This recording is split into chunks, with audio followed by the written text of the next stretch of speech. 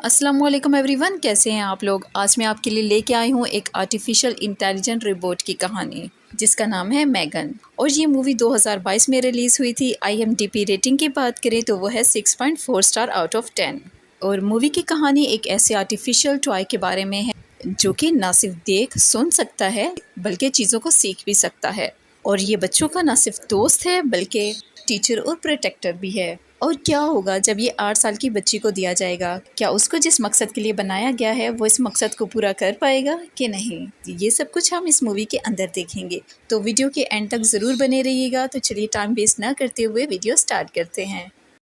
Movie की शुरुआत एक कंपनी की कमर्शियल वीडियो से होती है जिसमें AI रोबोट्स के बारे में बताया जाता है। और ये टॉयस उन बच्चों के लिए बनाए जाते हैं जिनकी फैमिली बिजी रूटीन होने की वजह से उन्हें टाइम नहीं दे पाती है, इसलिए ये टॉयस बच्चों के दोस्त और हमदर्द बनते हैं। अब सीन शिफ्ट होता है और हम देखते हैं एक ऐसे ही रोबोटिक खिलौने के साथ केटी नाम की एक लड़की खेल रही थी। पर एक दिन गाड़ी में जाते हुए उनकी कार का एक्सीडेंट हो जाता है जिसमें केटी के मम्मी पापा दोनों ही मारे जाते हैं। अब यहाँ से सीन जाता है एक टॉय कंपनी में जहाँ पे हम जेमा को देखते हैं। और जेमा के दोस्त थे टेस और कॉल, और उनके साथ मिलके वो रिमोटिक खिलौने के नए नए वर्जन बनाती थी। और लेकिन इसके साथ साथ वो एक साइड प्रोजेक्ट पे काम कर रहे थे जो अभी तक रेडी नहीं था।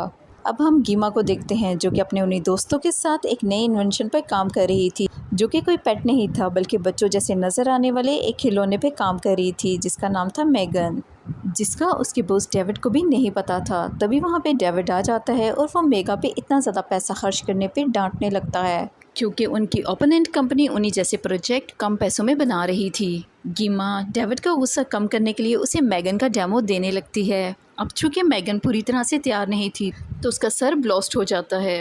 ये देख के डेविड वहाँ से गुस्से से चला जाता है। अभी गीमा इसी टेंशन में बैठी थी कि उसे हॉस्पिटल से एक कॉल आती है और हम जान पाते हैं कि गीमा कैडी की आंट थी और इस एक्सीडेंट में सिर्फ कैडी ही बच पाई थी। अब चूंकि कैडी का गीमा के अलावा कोई और रिलेटिव नहीं था तो इस वजह से कैडी की कस्टडी गीमा को दे दी जाती है जो इन दोनों के लिए बहुत बड़ा चेंज था। लेकिन अब इसके अलावा कोई और रास्ता ना होने की वजह से गीमा कैडी को अपने घर ले आती है जहाँ पे वो बिल्कुल अकेली रहती थी। लेकिन फिर अचानक एक बच्चे की जिम्मेदारी आने की वजह से उसे समझ नहीं आ रहा था कि वो इन सब चीज़ों को कैसे हैंडल करेगी। गीमा कैडी को संभालने की पूरी कोशिश करती है। अब कैडी उसे रात को एक स्टोरी सुनाने का कहती है जो कि उसकी मामा उसे सुनाया कर, लेकिन गीमा को तो कोई स्टोरी आती ही नहीं थी। लेकिन वो जैसे तैसे करके सिचुएशन हैंडल कर ही लेती है। फिर वो कैडी को सोने का बोल के अपने काम करने लगती है जहाँ पे पीछे से उसे कैडी के रोने की आवाज़ें आती हैं जिसे सुन के उसे दुख तो बहुत होता है लेकिन उसे समझ में नहीं आता कि वो इस सारी सिचुएशन को किस तरह से हैंडल करे। अगले दिन गीमा अपनी दोस्त से इस बारे में बात करती है। एक तो इस पे काम का इतना प्रेशर है, ऊपर से एक बच्चे की जिम्मेदारी वो कैसे पूरा करेगी, वो कुछ समझ नहीं पा रही है। तभी डोर पे बेल बजती है और वहाँ पे कोर्ट की तरफ से भेजी हुई थेरेपिस्ट थी जो गीमा और कैडी का रिलेशनशिप चेक करने के लिए आई थी। और गीमा की अपनी चीज़ों और अपने काम को लेके पॉजिटिवनेस थेरेपिस्ट के सामने एक नेगेटिव पॉइंट साबित होती है। सेशन के एंड में थेरेपिस्ट गीमा को बताती है कैडी के फादर की फैमिली उसकी कस्टडी लेने को तैयार है और अगर गीमा का यही एटीट्यूड रहा तो उन्हें मजबूरन कैडी को उसके पापा की फैमिली को देना होगा। और इसलिए अगर वो अपनी बहन और उसकी बेटी से प्यार करती है तो उसे कैडी के साथ अपना रिलेशन स्ट्रॉन्ग करना होगा और उसे नॉर्मल लाइफ की तरफ वापस लाना होगा। थेरेपिस्ट से इतनी एडवाइस के बावजूद गीमा अपनी बिजी रूटीन की वजह से कैडी को बिल्कुल भी टाइम नहीं दे पाती है और इसी तरह पूरा दिन गुजर जाता है। अब गीमा रात को काफ़ी देर तक काम कर रही होती है तो कैडी उसे खुद बात करने के लिए आ जाती है जिसमें गीमा को भी अपनी गलती का एहसास हो जाता है तो वो इसे अच्छा फील करवाने के लिए उसके साथ बातें करने लगती है और वो इसे अपना एक रिपोर्ट भी दिखाती है जो कि उसने अपने कॉलेज लाइफ में बनाया था। ये देख के कैडी बहुत ज़्यादा खुश हो जाती है और वो उससे कहती है कि अगर उसे इस जैसा रिवॉर्ड मिल जाए तो उसे किसी और खिलौने की ज़रूरत नहीं रहेगी। और इस बात से जेमा को आता है एक आइडिया और वो अपने दोस्तों के साथ मिलके अपना अधूरा प्रोजेक्ट मुकम्मल करने लगती है और वो बना लेती है मैगन को। गीमा का प्लान था शायद मैगन कैडी को खुश कर देगी और अगर कैडी और मैगन खुश हो जाते हैं तो शायद डेविड गीमा के प्रोजेक्ट को समझ पाएगा। और मैगन को बनाने के बाद गीमा मिलवाती है कैडी और मैगन को। वो कैडी को मैगन के साथ पेयर कर देती है ताकि मैगन सिर्फ कैडी की बात सुने। अब मैगन जैसे ही ऑन होती है वो कैडी की सारी हरकतों को नोट करने लगती है। मेगन केटी के साथ बात करती है और इतना ही नहीं, वो केटी की एक खूबसूरत सी ड्राइंग भी बना देती है और केटी मेगन के साथ बहुत ज़्यादा खुश हो जाती है।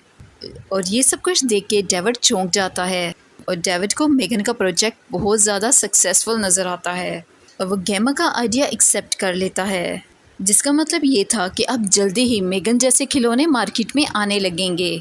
अब मेगन केटी के साथ घर वापस आती है और वो दोनों सारा टाइम एक साथ बिताते हैं। लेकिन अब मेगन एक इंसान की तरह इन सारी चीज़ों को सीख रही थी और वो केटी के साथ जितना ज़्यादा रह रही थी उतना ज़्यादा वो केटी के साथ क्लोज भी हो रही थी और इसी वजह से केटी और मेगन बन गए थे बेस्ट फ्रेंड्स। केटी एक तरफ खुश थी तो दूसरी तरफ गेमा भी बहुत ज़्यादा खुश थी, क्योंकि अब उसे केटी का ख्याल नहीं रखना पड़ रहा था। तहम वर्किंग और में गेमा, टेस और कोल मेगन को और बेटर बनाने के लिए काम कर रहे थे, ताकि वो अपना आइडियाज़ ज़्यादा से ज़्यादा कंपनीज़ को बेच सकें।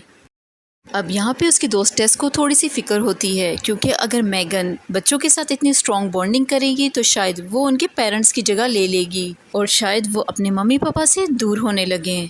लेकिन गेमा का कहना था कि इस तरह से पेरेंट्स का 80% तक टाइम बच जाएगा, जो वो और प्रोडक्टिव चीज़ों पे लगा सकते हैं। और साथ ही साथ ये रिमोट्स बच्चों को बेसिक मैनर्स भी सिखाएंगे, जो कि पेरेंट्स के 100 बार कहने के बावजूद बच्चों के दिमाग में नहीं बैठते। लेकिन जब एक दोस्त उन्हें ये बात समझा तो वो फ़ौरन ये बात मान लेते हैं और इस तरह से ये रोबोट उनके दोस्त बन के उन्हें सही रास्ते पे लेके जाएंगे। और जब टेस जेमा से इस बारे में बात कर रही होती है तभी मेगन अपने आप चालू हो जाती है और वो अपनी कन्वर्सेशन के दौरान अपनी सोच विचार को भी शेयर करती है, जो कि काफ़ी अजीब था। अब मेगन शट डाउन भी नहीं होती, क्योंकि अब वो सिर्फ कैटी के कहने पे शट डाउन होगी। और यहाँ पे बातों के दौरान मेगन को ये भी पता लगता है कि कैटी के मम्मी पापा मर चुके हैं और यहाँ पे मेगन को समझ आता है कि हर इंसान एक दिन मारा जाएगा। इन बातों से सब लोग चौंक जाते हैं और यहाँ पे गेमा मेगन के अंदर एक सेकेंडरी यूज़र फिट करके उसे शट डाउन कर देती है। तभी हम देख पाते हैं कि मेगन हर चीज़ को ऑब्जर्व करती है और वह हर चीज़ के बारे में क्वेश्चन करने लगती है। नेक्स्ट सीन में हम देखते हैं कि कैटी खेल रही है और मेगन उसका ख्याल रखने के लिए उसके पास है। तभी कैटी का एक एरो गुम हो जाता है, जो वो मेगन को ढूंढने का कहती है। अब मेगन को ये एरो साथ वाले घर में नज़र आता है। तभी वो फेंस के होल से वो एरो पकड़ने वाली है, तभी नेबर का डॉग उस पर हमला कर देता है। अब ये देखते हुए कैटी उसकी हेल्प के लिए जाती है, लेकिन ये डॉग उसे भी काट लेता है। अब आवाज़ें सुन के गेमा वहाँ पे आती है और इन दोनों को बचाती है और नेबर को भी खूब बातें सुनाती है और इसके बाद वो सीडी को मरहम पट्टी के लिए अंदर ले जाती है। और हमें यहाँ पे मेगन खूनखार नज़रों से उस नेबर और उसके डॉग को देखती हुई नज़र आती है। रात के वक्त अचानक से हम मेगन को एक्टिवेट होते हुए देखते हैं और वो डॉग को उसके ओनर की आवाज़ में बुलाती है और उस डॉग को मार डालती है। अब अगले दिन वो नेबर अपने डॉग को हर तरफ ढूंढ रही होती है। अब गेमा कैडी से उसकी तबीयत के बारे में पूछने लगती है तो मेगन उनकी बात में इंटरफेयर करती है और ये बात गेमा को थोड़ा इरिटेट करती है। अब खैर कैडी की तबीयत ठीक थी और इसीलिए वो मेगन और कैडी को चेयरमैन के सामने डेमो के लिए ले जाती है, जहाँ पे हम देखते हैं कि कैडी अपने पेरेंट्स को याद करके रोने लगती है और मेगन एक रिमोट होने के बावजूद बहुत सारे इमोशन के साथ उसे कन्फ्रंट करने लगती है, जो शायद उसके प्रोसेसिंग में था ही नहीं। लेकिन दिन ब दिन वो इंसानों के साथ रह के बहुत सी चीज़ें सीखने लगी थी और उसका इस तरह से कैडी का ख्याल रखना सबके दिलों को छू जाता है और ये प्रोजेक्ट सब अप्रूव कर देते हैं। और सिर्फ यही नहीं, चेयरमैन भी गेमा की बहुत ज़्यादा तारीफ़ करता है और उसे यकीन दिलाता है कि एक बार मेगन लॉन्च हो जाए तो वो इसकी प्रमोशन कर देगा। अब हम उसी दिन उस कंपनी के एक एम्प्लॉय को देखते हैं जिसका नाम कॉल्ट होता है और वह गेमा के लैपटॉप से मेगन के बारे में सारी इन्फॉर्मेशन चुरा लेता है। और मूवी के स्टार्टिंग सीन में हमने देखा भी था कि डेविड गेमा पे गुस्सा हो रहा था कि उनकी ओपोनेंट कंपनीज लो बजट में सेम प्रोडक्ट बना रही हैं। तो शायद ये इसी एम्प्लॉय का काम है जो कि सारी इन्फॉर्मेशन को चुरा के दूसरी कंपनीज को देता है। दूसरे लफ्ज़ों में ये कि वो उनके साथ गद्दारी कर रहा है। नेक्स्ट सीन में गैमा सीडी के साथ बात करके टाइम स्पेंड करने की कोशिश करती है, लेकिन केडी अब सिर्फ मेगन के साथ ही रहना चाहती थी। केडी अब गैमा की बात भी नहीं सुन रही थी, जिसपे गैमा बहुत ज्यादा परेशान हो जाती है और उसे लगता है कि शायद उसने मेगन को बना के बहुत बड़ी गलती कर दी है। फिर सीन शिफ्ट होता है। थेरेपिस्ट उनको ऑब्जर्व करने के लिए गैमा के ऑफिस में आ जाती है, जहाँ पे वो केडी से बात करने की कोशिश करती है। फिर एक्सीडेंट का दिन याद दिला के वो केडी को बहुत ज़्यादा इमोशनल कर देती है और सीडी को ऐसे रोते हुए देख के मैगन खुद बहुत एक्टिवेट हो जाती है और वो थेरेपिस्ट को केडी को ऐसे हर्ट करने से रोक देती है, जो देख के थेरेपिस्ट भी हैरान रह जाती है। फिर वो मैगा को समझाती है कि केडी का रिमोट के साथ इतना ज़्यादा क्लोज होना अच्छा नहीं है। जो भी हो वो एक टॉय है जो एक ना एक दिन उसे छोड़ के चला जाएगा और फिर केडी का उससे भी बुरा हाल हो जाएगा जो उसके पेरेंट्स के छोड़ने के बाद उसका हुआ है और उसे इस वक्त रिमोट की नहीं बल्कि गैमा की अटेंशन की ज़रूरत है,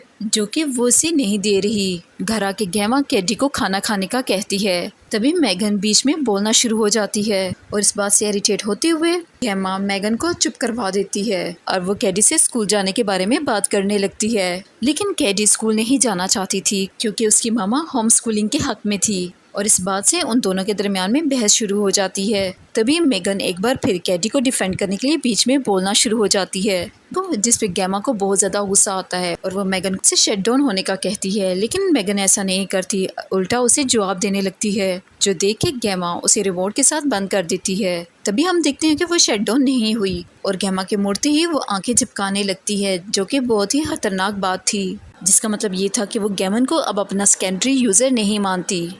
अब नेक्स्ट डे जेमा केडी को लेके जाती है एक एडवेंचर कैंप में, जहाँ पे कई सारे बच्चे आए हुए थे। गैमा भी वहीं पे रुकती है क्योंकि केडी मैगन के बगैर वहाँ पे जाना नहीं चाहती थी।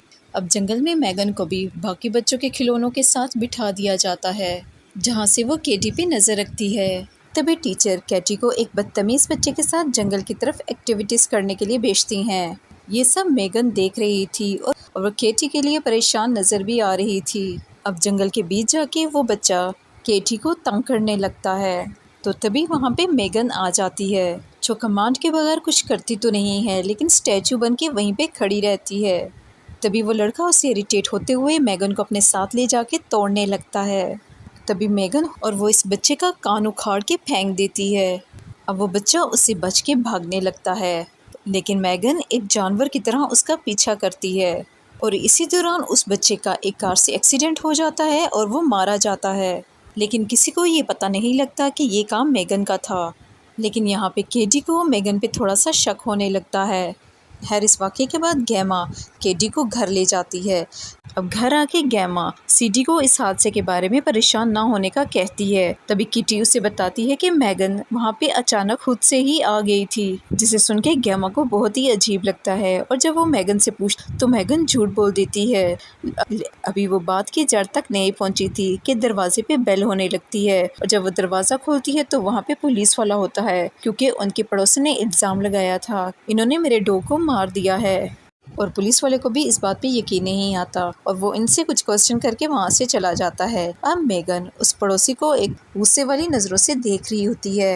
अब रात को सोने से पहले केटी मैगन से पूछती है क्या उसने उस बच्चे को मारा है, तो वो उससे कहती है कि उसे ज़्यादा सोचने की ज़रूरत नहीं है, लेकिन उसे केटी को ये बात याद रखनी चाहिए कि मैगन हर लम्हा उसकी प्रोटेक्शन के लिए तैयार है और चाहे कुछ भी हो जाए वो केटी को एक खराश भी नहीं आने देगी। और फिर उसे सॉन्ग गा के सुला देती है और फिर वो उसके बाद अपने पड़ोसन के घर जाती है और वो उस लेडी को दर्दनाक मौत दे के मार देती है। अब अगले दिन फिर से पुलिस गैमा के घर में आती है तो उसे पता लगता है कि उसकी पड़ोसन मारी गई है, लेकिन अब गैमा को शक हो रहा था मैगन पे। तभी वो इसकी रिकॉर्डिंग चेक करने लगती है, लेकिन जिस टाइम पे उसने उन लोगों को मारा था उस टाइम की रिकॉर्डिंग वहाँ से गायब थी। मैगन की बहुत सी फाइल्स खुद ब खुद करप्ट हो गई थी, जिसका लॉजिक गैमा को समझ नहीं आ रहा था। मैगन से पूछती है अगर उसने किसी को चोट पहुंचाई हो, लेकिन मैगन झूठ बोल देती है, लेकिन उसे पूरा शक था कि मैगन ने कुछ बुरा करा है। अब वो गैमा को पैक कर देती है और अगले दिन उसे ले जाती है टॉय कंपनी में। लेकिन इस बात से केटी बहुत ज़्यादा रो रही थी, चिल्ला रही थी और बहुत ज़्यादा वायलेंट हो गई थी, क्योंकि केटी को सिर्फ मैगन का साथ चाहिए था। और कंपनी में पहुंच के वो अपने दोस्तों को इसके बारे में बताती है, लेकिन वो इसकी बात का यकीन नहीं करते, क्योंकि मैगन तो सिर्फ एक खिलौना है लेकिन प्रॉब्लम तो ये थी कि मेगन 4 घंटे बाद पब्लिक में लॉन्च करे जाना था, और अगर मेगन सच में खूनी है तो उन्हें ये लॉन्च रोकना होगा।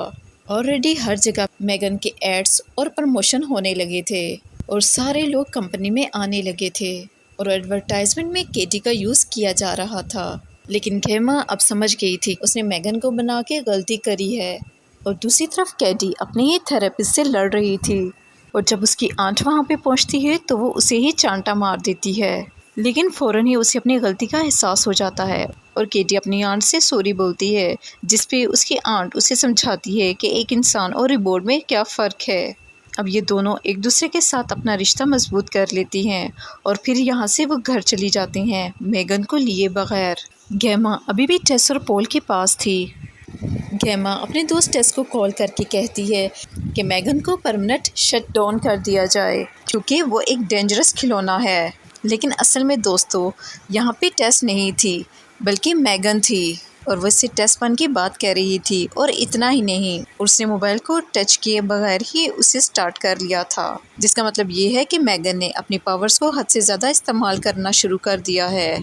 तभी ये दोनों दोस्त मेगन के प्रोग्राम्स को चेक कर रहे थे कि कहीं इसमें कोई प्रॉब्लम तो नहीं है, और उसी वक्त सारे कंप्यूटर्स खुद ब खुद बंद हो जाते हैं। अब उनका एक दोस्त मेगन को वायर से डिस्कनेक्ट करने के लिए जाता है, लेकिन अब वो भी डर रहा था क्योंकि मेगन ने टच किए बगैर ही बहुत सी चीज़ों को अपने कंट्रोल में किया था, और वो इसे गले से पकड़ लेती है और इसका फंदा लगा के यहाँ से भाग जाती है। तभी टेस अपने दोस्त को बचाती है। मेगन ऑफिस में एक धमाका भी कर देती है, जिससे टेस और पॉल बहुत मुश्किल से बच के निकलते हैं, और अपनी पावर का इस्तेमाल करते हुए वो फायर अलार्म को भी बंद कर देती है। अब दूसरी तरफ डेविड बॉस को भी गुस्सा आ रहा था क्योंकि गेमा फ़ोन नहीं उठा रही थी। तभी वो तलवार लेके डेविड के पीछे भागती है, तो डेविड एलिवेटर में चला जाता है जहाँ पे ऑलरेडी ऑफिस का एक एम्प्लॉय था जिसे हमने मेगन की फाइल चुराते हुए देखा था।